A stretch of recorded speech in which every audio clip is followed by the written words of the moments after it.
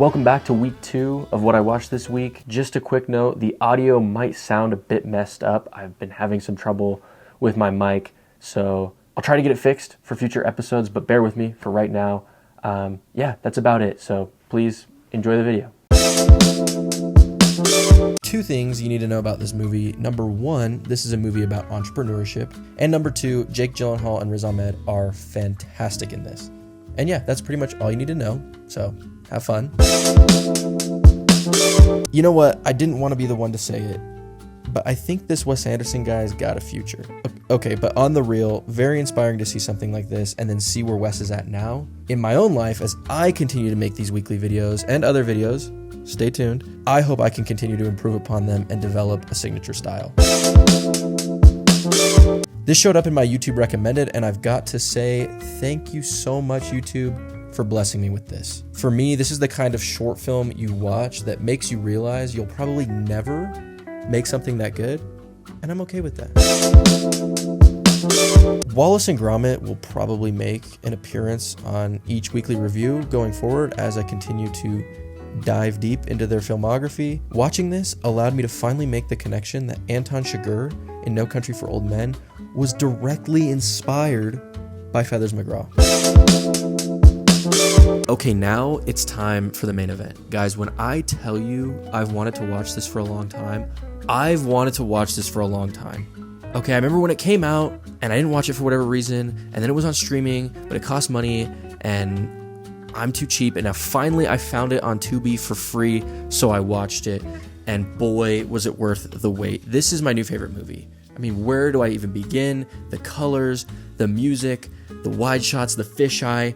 David Johnson and Vivian Opera are fantastic in this. The storytelling is incredible. I know it's a little different from the movie I'm about to compare it to, but to me, okay, hear me out here, it's my modern day When Harry Met Sally. It's that good in my opinion. I loved it. If there wasn't any more reason to love this than the ones that I already outlined, then here's one more. Big Shaq is in this. Boom! That's right, the 2 + 2 is 4 minus 1, that's 3. Quick maths guy is in this movie. The moral of the story is here, I had a big smile on my face the whole time watching this. It had me giggling, kicking my feet up. I mean, come on, there's a line in this where a character says, the mouth is the Stonehenge of the face. How am I supposed to not laugh out loud? 5 stars. This is a short film made by a friend I recently met on Letterboxd. They asked me if I could watch their film and share my thoughts, and my response to them is of course I can. I think they did pretty good in this. Some beautiful cinematography, the plot being focused around what it's like to struggle to create. I think these were both good elements to the story told here. It's not perfect, but I liked it. It actually touches on a lot of what I might want to talk about in a future video, about the nature of creation and what creating means to me. So stay tuned for that.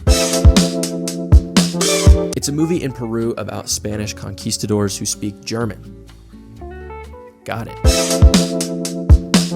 How does it feel to watch one of my reviews? Probably not great. Anyways, Timothée Chalamet, see what I did there?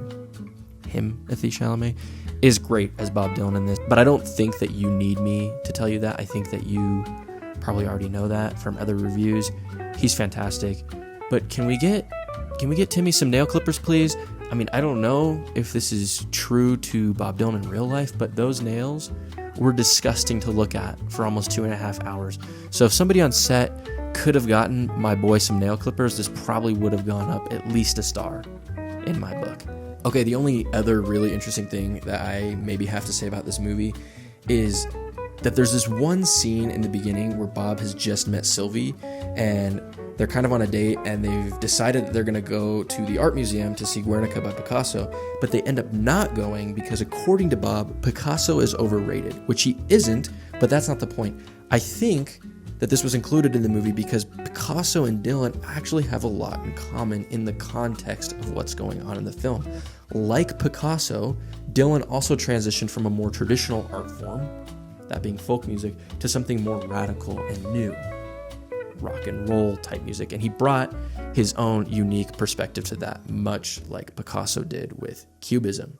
If you like that little bit of next level film analysis I just did, stay tuned for next week. Next week's episode is a special edition of what I watched this week, which will be next week In the meantime, make sure to like, subscribe, follow me on Letterboxd. Thank you guys so much. I'll catch you in the next one.